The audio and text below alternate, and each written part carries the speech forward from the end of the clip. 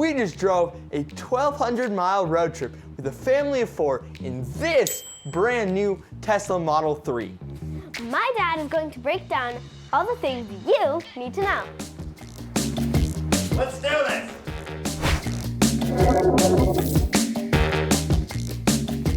So we just got back from a road trip to Provo, Utah, where I had a film screening from a documentary I did, and it was super fun.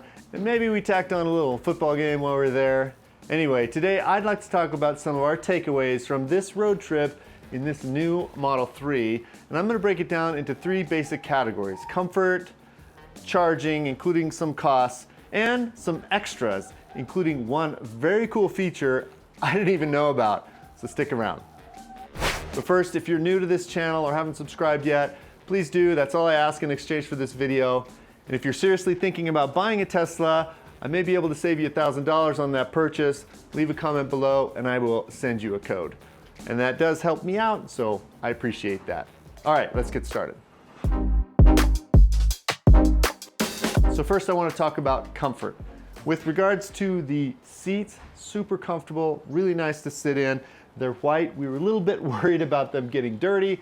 Turns out they were just fine. They wipe off really well. And maybe over time they might get a little worn, but for now it looks pretty good. With regards to storage space, we had some concerns about fitting all of the stuff in.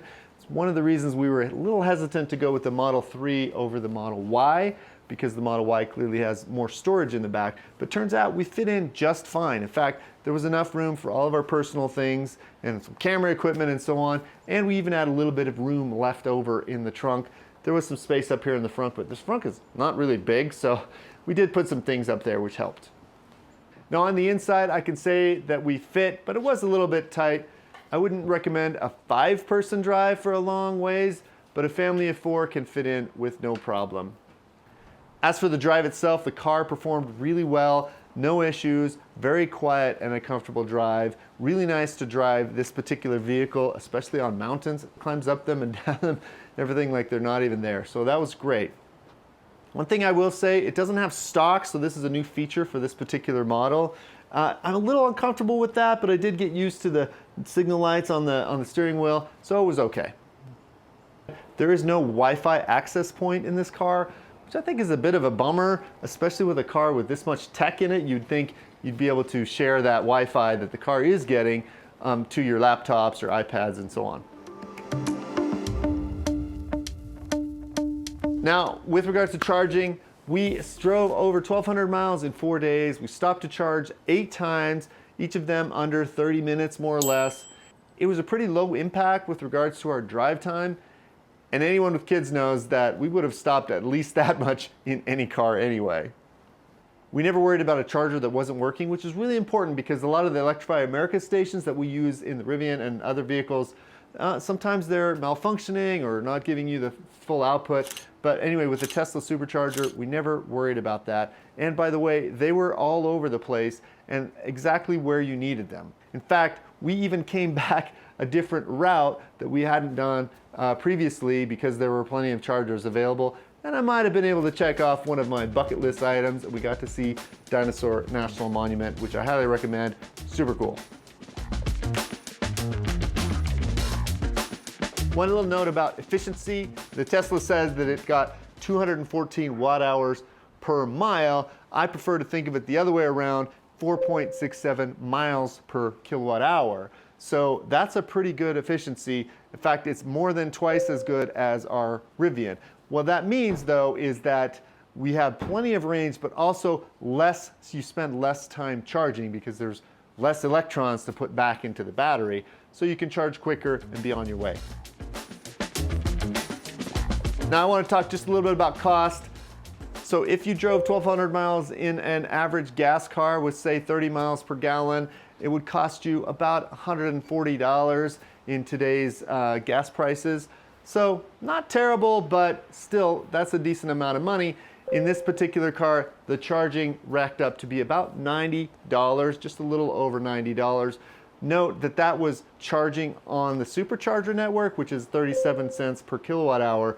If I charged at home, it would be more like 17, which basically would have brought that cost down by half. Now, obviously, I can't do that while I'm on the road because I rely on those charger networks, so that's why we pay the premium in the costs for charging.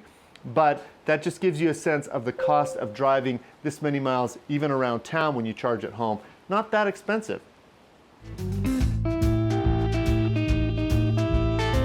Now, talking about all the extras, that's one of the reasons we wanted to give the Model 3 a shot, was because of all the software features. There are some great basic features like the mapping and lots of little touches that made a difference over a long drive, like this little reminder when we had enough juice to finish a charge.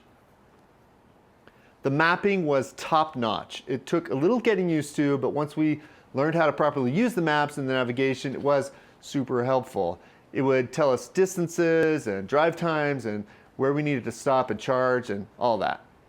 And one screen in particular was really impressive and quite helpful, the energy use graph.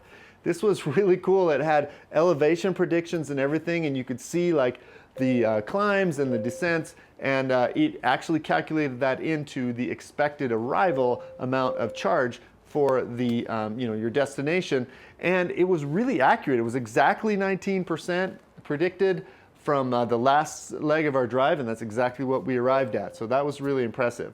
I did use the self-driving a couple of times. I didn't love it. I'm just not really used to it, so can't really give a recommendation there or not. I'll have to do more videos about that in the future.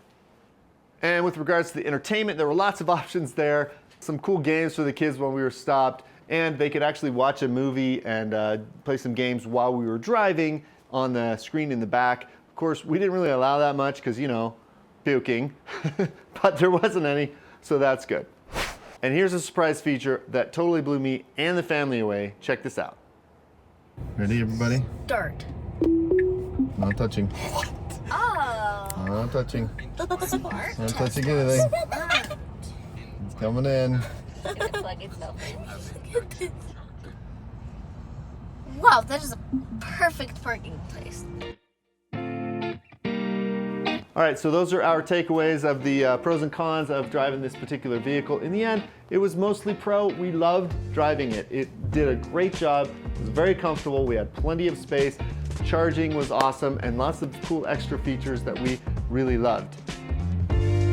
For those of you who are considering an electric vehicle but haven't quite made the plunge, I highly recommend it. It's a lot better than you think it is. There's lots of charging available. The charging is not even really a big deal. You mostly charge at home anyway, and it's pretty inexpensive, so do it.